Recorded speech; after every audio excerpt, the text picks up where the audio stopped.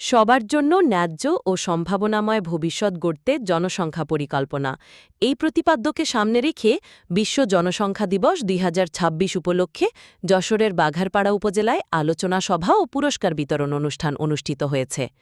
রোববার ১৩ জুলাই সকাল ১০টায় উপজেলা প্রশাসকের সভাকক্ষে উপজেলা প্রশাসন ও জেলা পরিবার পরিকল্পনা বিভাগের উদ্যোগে এ অনুষ্ঠানের আয়োজন করা হয়। অনুষ্ঠানে সভাপতিত্ব করেন উপজেলা পরিবার পরিকল্পনা কর্মকর্তা ডাক্তার মোহাম্মদ আবু বাক্কর সিদ্দিক।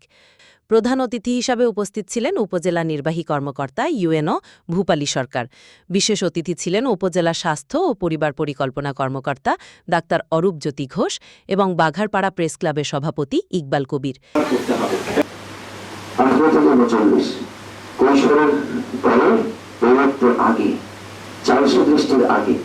আসলে মানুষের আমি যদি ডক্টর বলি মানুষের